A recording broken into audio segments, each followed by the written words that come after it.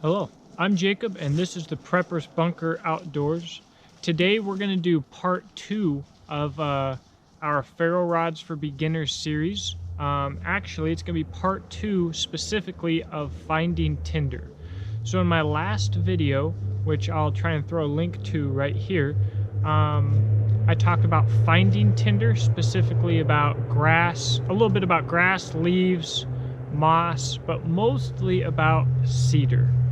Today we're going to talk about feather and fuzz sticks, and why I think that's important is sometimes when it's really crappy, really wet, really damp out, you might have a lot of difficulty finding the perfect Tinder, but if you know what you're looking for, you might be able to make the perfect and dry Tinder even in a wet environment. That's where the feather and the fuzz sticks come in.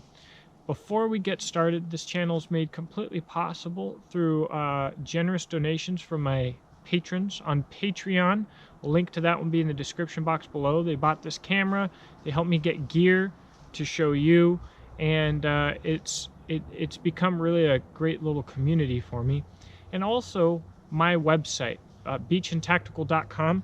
I sell survival and tactical gear, like this Baldric sling, custom made to order using all mil-spec components, and I make all the products myself, all of the slings myself.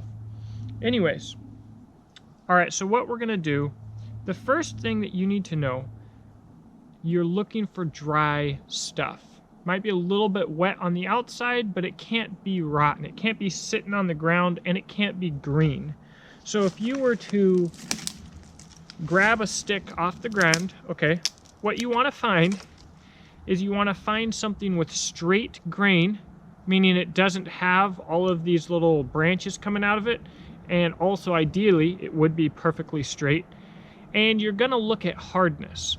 Some of my best feather sticks have been mystery wood. And to figure out their hardness, you want to pick up your stick, you want to push your fingernail into it. It should go in a little bit. It shouldn't feel soft, but your fingernail should go in a little bit, and it shouldn't be hard as a rock. And so if you find something dry that's about that hardness, the chances are you're going to find something that's going to work pretty well for you. Now, I have to give a little bit of a disclaimer. I've done feather sticks with everything from little baby knives to an 8-pound hewing hatchet left-handed. Okay, and what's more important than the tool, as long as it's sharp, is the wood. So finding a nice big straight piece of grain is really what makes all of those beautiful feather sticks that people brag about online. And they don't want you to know that. They want you to think that they're super skilled and that their knife is magic, and it's not the case. They are skilled, the knife probably is good, but most of the incredible product that they end up with is because they're using nice, dry, straight grain wood, probably pine. So with that in mind, I don't want you to get discouraged if your first feather sticks don't look great, because when you find the right wood and you get used to your knife and you find your angles, you'll be able to feather stick with the best of them. The wood that I'm going to feather stick out of today is going to be cedar, because I know that it will work well, and I'm going to show you how to give yourself the best chance of getting feather sticks using that. But first, I'm going to talk to you about the tools that we're using today. This is an Exodus Blades gunslinger. This is my personal design and a product line that I'm working to launch as we speak. And this is what I will be using for our feather sticks today. It's hung on a Yellow Hawk custom Kydex sheath that has everything including the kitchen sink. So that is one of my Beach and Tactical Baldric slings. Here we have an SECR 2.5, a diamond rod. This is my Beach and Tactical sear kit, sear pouch. Another one of my products at Beach and Tactical. You can mount it to just about anything, and it holds an Altoids tin. And we have an Exotac fire rod. And what's unique about the Exotac fire rod is the ferro rod itself is replaceable, but also what I'll show you later is this top comes off, and Exotac sells little Tinder kits that go into there. So in an emergency, you might not have to go through all of this effort. You could have Tinder in your ferro rod in a single package, which is phenomenal. So I'm gonna get to work on some of the cedar.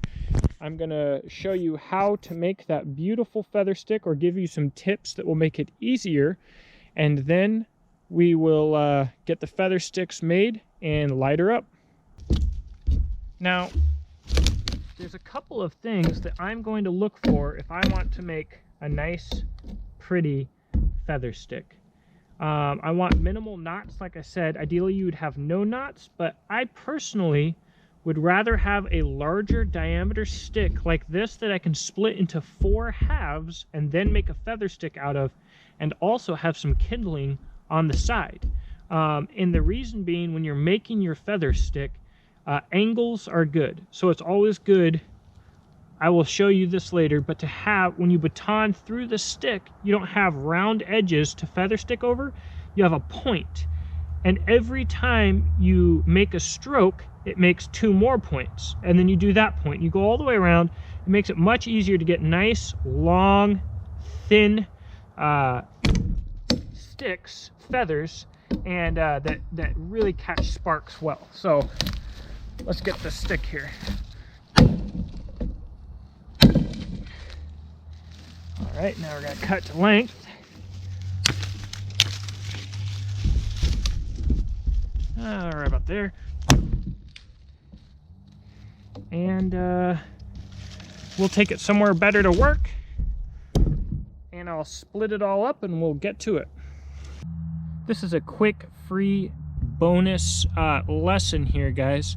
If I love coyote tan and olive drab as much as anybody else, and leather, but if your stuff ends up on the ground, which it shouldn't, having bright neon colors is so important. And so you're gonna see a lot of the knives that I use here, bushcraft knives, survival knives, utility knives, and whatever else, are gonna end up being orange, because I don't like looking for stuff. So little quick tip, if you're just getting started, the bright colors might not look as cool to you, they might not fit in with your fantasies, but if you don't want to lose it and waste your money, consider orange.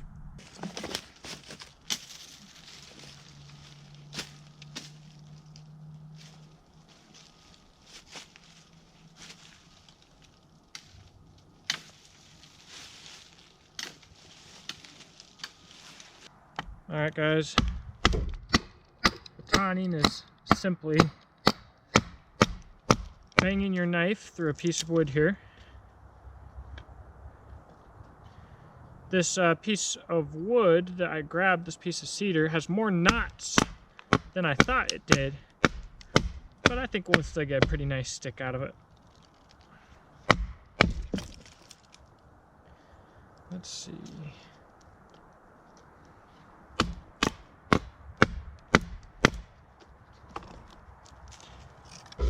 Look at that wood. See that color? It's just beautiful.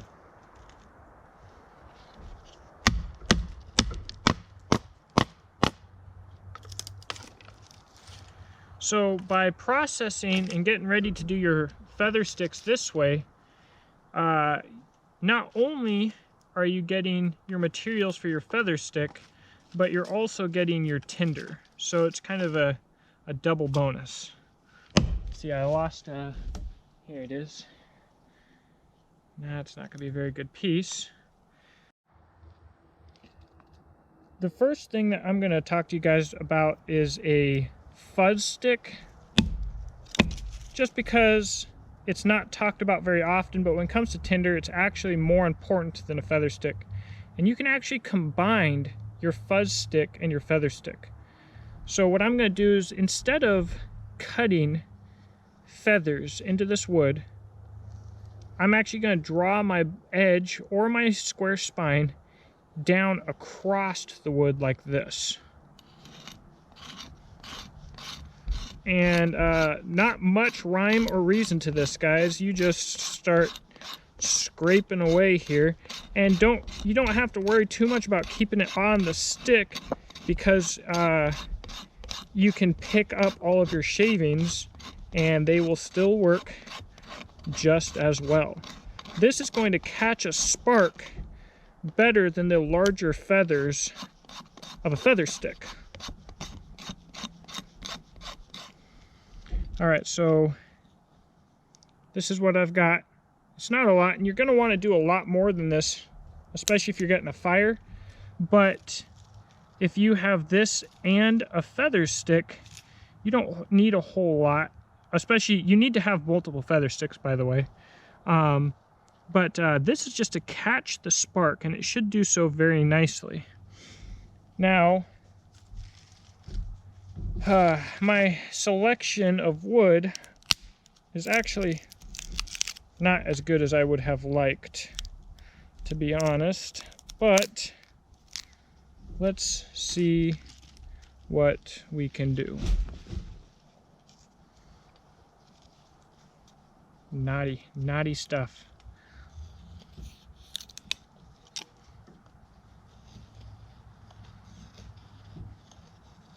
This is my feather stick, by the way, if I didn't mention that. You'll notice I lose my feather right when I hit that knot. Your feather sticks should be very, very fine. I mean, you do want both to have some thicker and thinner feathers on it, if you will, because how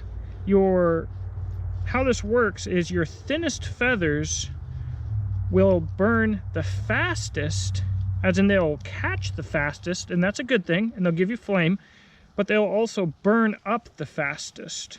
So when I'm doing my feather stick, what I'm looking for is I want to have some feathers that are just ultra fine, but then I also want to have a few feathers that are a little bit bigger, so that my ultra fine feathers can catch my bigger feathers on fire before they burn out. That way, I don't just have a feather stick go up like a poof of smoke before I can even get anything done, but at the same time, it's easy to get started. You can catch a spark from a ferro rod on a feather stick, absolutely. And it's actually probably my go-to. And you can also incorporate a fuzz stick into your feather stick. So you can do a fuzz stick on one side and then turn it right over and feather stick on the other. You notice how I'm rotating this stick? What I'm looking for is I always want to have a new edge, because every time I cut a piece of round wood, it leaves two square edges, and those square edges are the easiest to feather. And so if I'm working with wood that is a little bit curvy or knotted, sometimes through the curvy sections I'll do a really deep thick feather like that, so that it straightens it all out and I can get thinner feathers all around it. Now you need to do a lot of feather sticks, so it is not wise to spend a lot of time making little pretty feather sticks. I'm taking a lot of time here for two reasons. The wood isn't the greatest, but also because I'm talking to you and blabbing my mouth. But ideally, if I can, I like to just sit here and crank them out as quick as I can, because you want to make a lot of them. You don't need to make Mr. I'm a Sears School Air Force instructor and the Tops Tracker's the best knife of all time, and look at me sit here for 10 minutes making a 4-foot tall pile of feathers. That's not necessary, but you do want definitely a lot. All right, so this feather stick's gonna be good enough for what we're doing especially.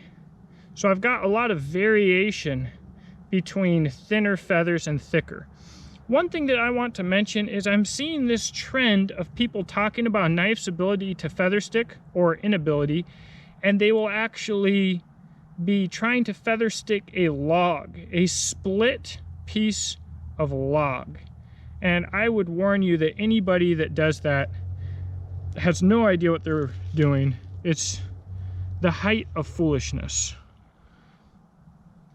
So we're gonna get ourselves a little pile here. Have our our fire stick, our feather stick handy.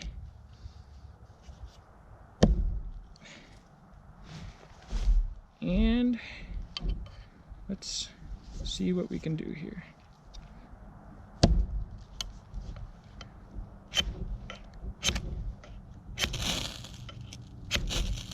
Come on. Oh, we're getting started?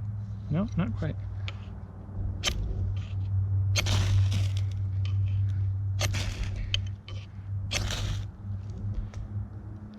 What do I got going on here?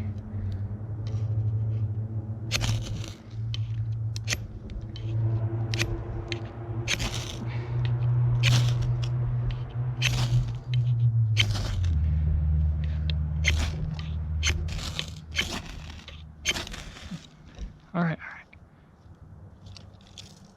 Come on.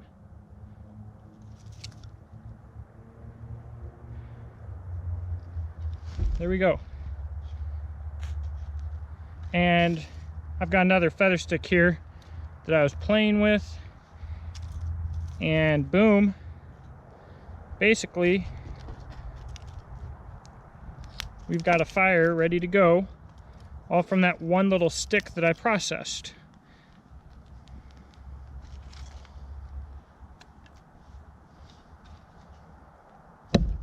No fussing, no fighting,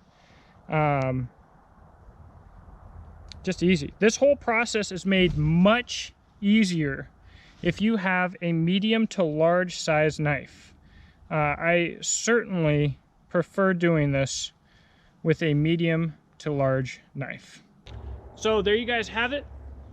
Fuzz sticks and feather sticks. If you use the couple of tips that I gave you and go out there and practice, I have no doubt that you'll be able to make functional fuzz and feather sticks quickly and efficiently, and it could be the right option if you're trying to get a difficult fire together. If you enjoyed this video, please share it with your friends. I will have another video and I will talk about the tools that you use for using your ferro rod. For beginners, that'll probably wrap up the series, but I appreciate you watching and I look forward to talking to you in the comment section below. I hope that you have a blessed day.